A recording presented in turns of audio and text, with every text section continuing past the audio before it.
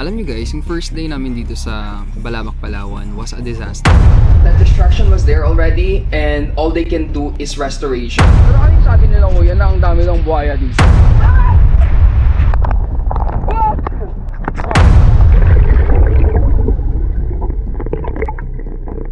We're gonna pack yung mga gifts natin sa tour representatives and mga local people sa Balabac, Palawan.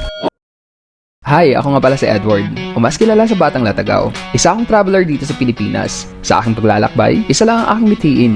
Yun ay ang mapalaganap ang aking advocacy na responsible tourism. Nakabisita na rin ako sa iba't ibang bansa.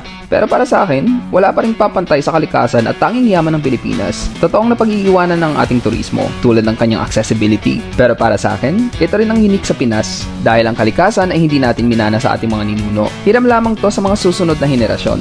Kaya samahan niyo ako sa aking paglalakbay, hindi lamang upang tuklasin ang mga pinakamagandang sulok sa Pinas, kundi upang matutunan din natin kung paano ito mapangalagaan, mapahalagahan, at maipapamana sa mga susunod na henerasyon.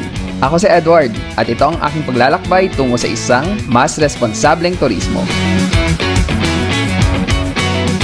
The day has finally arrived para pumunta tayo ng Balabac, Palawan. I'm very excited because we're not just going we're not just going there as a tourist, but we're going there as someone who has a mission, which is dive with a purpose.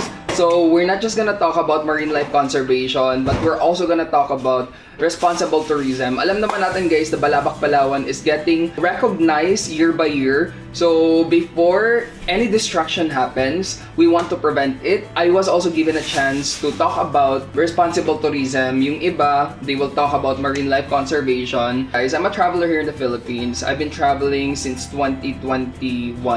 And I've noticed sa mga napupuntahan ko guys is that the destruction was there already and all they can do is restoration. But then again guys, prevention is always better than restoration. Kaya yung gagawin natin dun sa Balabac, Palawan, we're gonna educate, short cleanups, dive cleanups, and marami kami ipapamigay, which is papakita ko sa inyo mamaya. So, ayun, let's go! Ito yung mga t-shirts na ipapamigay namin guys, but sa kanila is white. Let's try it guys. Ito yung logo ng Dive with a Purpose. Tapos sa likod guys is the Grassroots of Proactive Marine Life Conservation, July 25, 2026. So tara, prepare na natin yung mga papamigay natin guys. We do have here Sensodyne from Dr. Wilfer. And of course, itong mga t-shirts na ipapamigay natin guys. And guys, ipapak lang namin to and mag-empake na tayo ng gamit ko. Kasi hindi pa ako nakapag-empake guys and my flight is like 2 hours. 2 hours and 30 minutes from now. Bye! These are the things I'm gonna bring to Balabac, Palawan. I'm gonna be using this bag kasi ayokong magdala ng luggage because it's like an outdoor activity.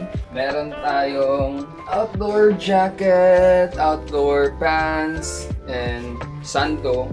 And then we also have another one, outdoor pants, outdoor jacket, outdoor shirt. Then I have two pairs for sunset. Then, yung mga pangharapas ko guys, 4. Since 4 days kami doon, so 4 na pangharapas. And lastly, I have short and shirt. Oops, I forgot. Mask din pala for diving. And then, of course, pair of slippers guys.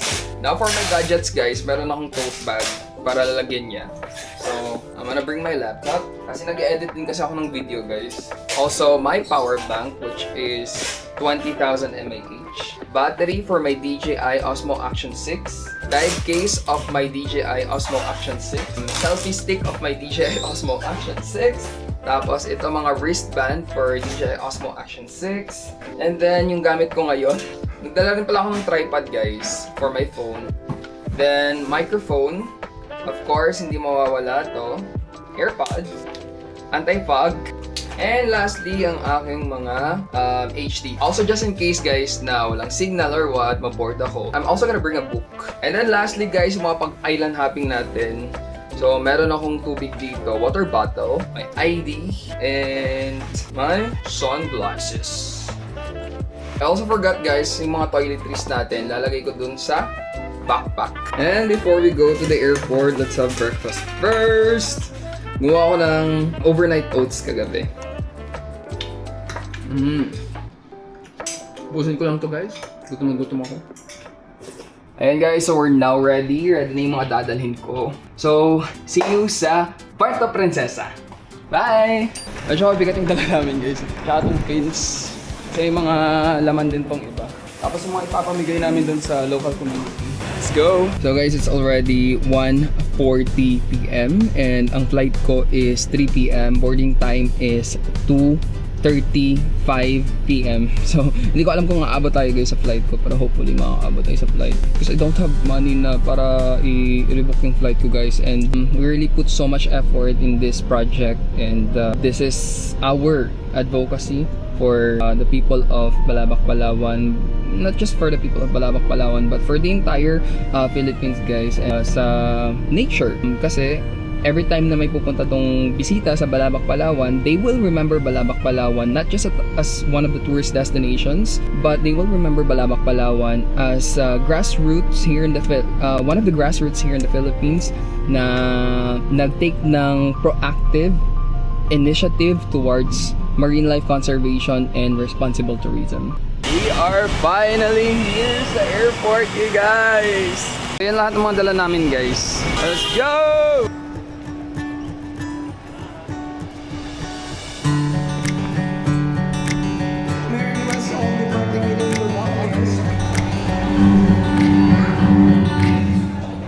Hello guys, si Doc. Hello. Nakita ko dito, hindi ko alam na kasama kami sa flight guys. Saan nakakita sa'yo?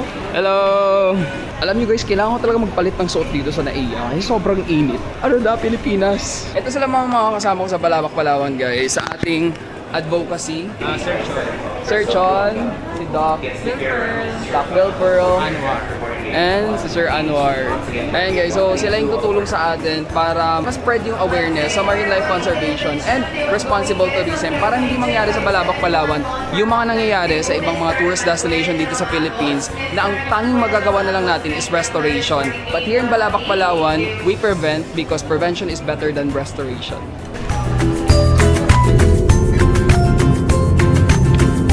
Hello, Palawan! Hello!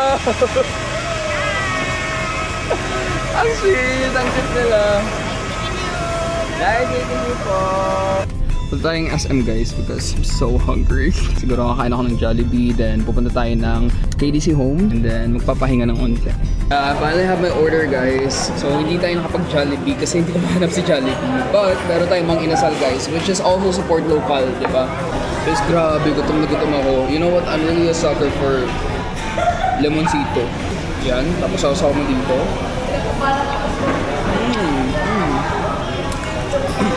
Completely demolished.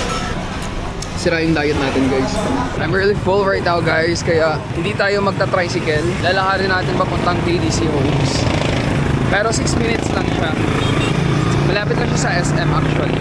Tapos mura lang din ton yung pag-book namin. This is the KDC Homes guys. Para siya mga villa-villa. Hello po, reservation po. Ito actually yung same ng nakuha namin last year. Exactly the same. So meron siyang kusina, tapos living room, may TV.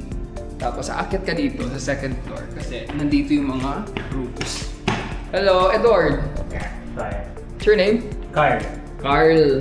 Rans. Hello. Medyo napagkata yung usapan namin guys. Tapos ang nakwento ko na sa kanilang buong buhay ko. So balik tayo sa house tour. Ito may rep tayo. Tapos meron silang lutuan, may cooker, sink. Tapos may isang toilet din dito. Doon sa taas may toilet din isa. Alam ko meron ditong labahan eh. Ay hindi, sampayan lang. And ito yung mga room dito sa taas guys. So sa first room, this is the biggest. May double deck dito. Ito, queen size bed. Tapos solo. And then there's another foam here. Pwede rin gamitin yan. There's another toilet here sa taas. And then second room is this one. So meron siyang taas tsaka baba. Air conditioned din. And then lastly is this room. Pero may naka-stay dito guys kaya huwag natin i-open. Hello! Hey! Hello! Welcome!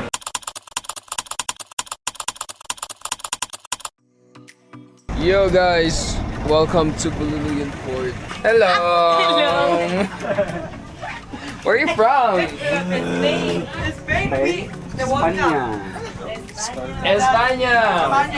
We have 3 islands for today. Go first at Patawan Island. So from here to Patawan Island, more or less 20 minutes. The next one is Takaan Island. So we take lunch in Takaan Island. And then after Takaan Island, we go to Siksikan Island, our base camp.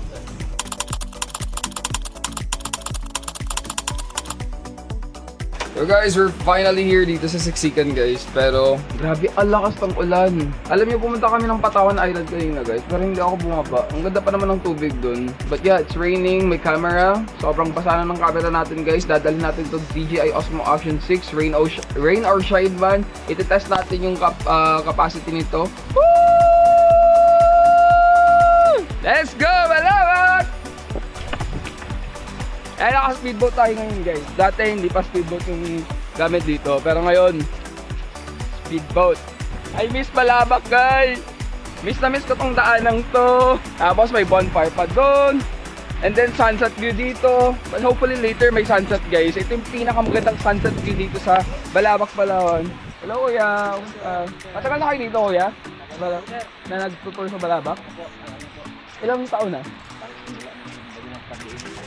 Ang tagal na pala. Kasi napunta ko dito ng 2023. Yun yung pinakauna kong punta sa Balabac, Palawan. Si Kuya Renz yung kasama namin. Pero ano yung sabi nila kuya na ang dami ng buhaya dito? Ah, sa mangrove. Kasi sa Manila ang dami ko nakikita sa daanan.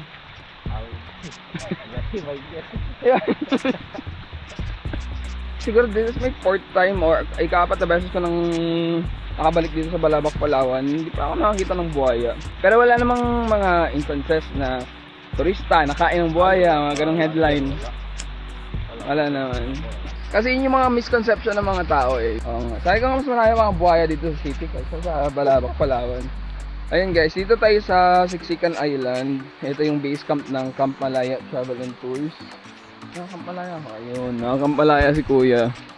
Camp Malaya Travel and Tours. Ever since I've been to Balabac, Palawan guys, ito na talaga yung gamit namin na travel and tours because hindi lang sila nagta-travel and tours guys, but they also have a mission and an advocacy kaya nakipag-partner sila sa amin na Die with a Purpose because they don't want Balabac, Palawan to be known just as one of the tourist destination but also known as a destination na caring for marine life conservation, responsible tourism. Kaya if you go to Balabac, Palawan, go with Camp Malaya Travel and Tours.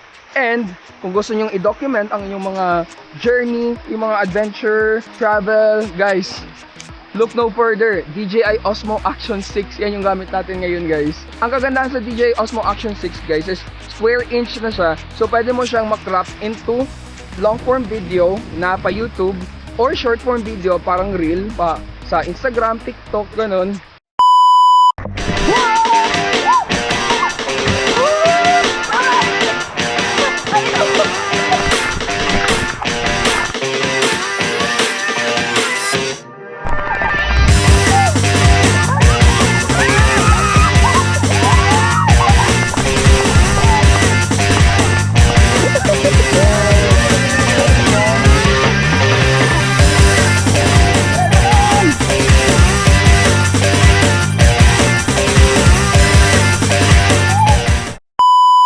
We're gonna go free diving now guys dito sa Balabac, Palawan kasi meron kaming na discover na isang lugar dito na maganda ang diving site.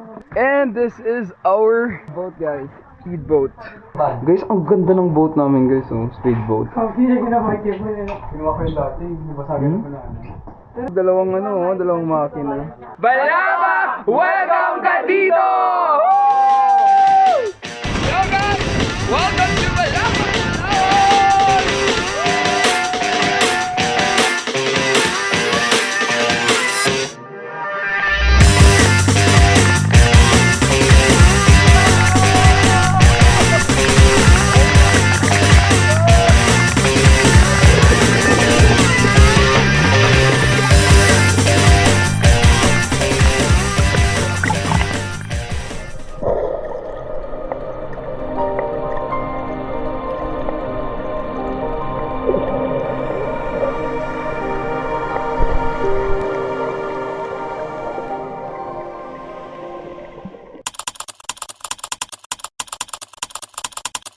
Balabak! Welcome ka dito! So guys, kakatapos ko lang maligo and puntahan natin yung room namin. For 3 packs to siya. Ayan, medyo makalat lang guys kasi nagamit na ng mga kasama ko. So, first time ko dito. Ang cute ng bahay guys no, tapos elevated siya. And medyo makalat lang din talaga. Pasok tayo. Ooh! Turn on the lights. Mga gamit namin. Medyo spacious siya actually. Tapos, ang maganda dito guys is 24 hours na yung kanilang kuryente kasi naka-solar si Camp Malaya sa Siksikan Island. And 24 hours na rin yung signal dito ng wifi kaya nakakapag-internet kami. Alam nyo guys, yung first day namin dito sa Balabac, Palawan was a disaster. But I think we still kinda enjoy it. Kasi, ito guys in life, naka-instill sa mind natin that we need to follow a certain checklist. Kailangan mong matapos yung kindergarten hanggang college, magtrabaho, mag-ipon, tapos mag-travel. But right now, I think more and more people see the beauty of spontaneity, guys.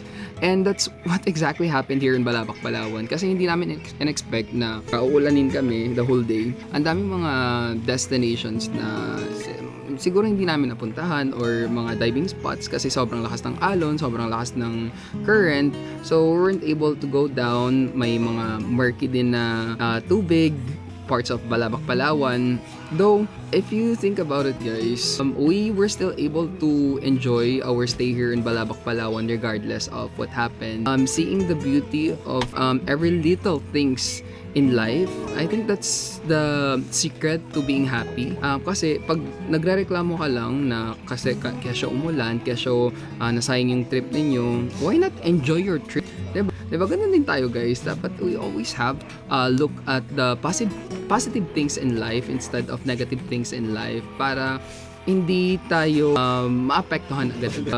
Appreciating every little things, kahit na negative man yan siya, turn it into positive thing or experience. Dinner time! Yo guys, dito na tayo sa exciting part of the day. We're gonna pack yung mga gifts natin sa tour representatives and mga local people sa Balabac, Palawan. Tara guys, let's pack! Balabac! Welcome ka dito! Ang kalikasan ay walang boses, kaya tayo ang maging boses nila. Maging instrumento tayo para mapangalagaan to.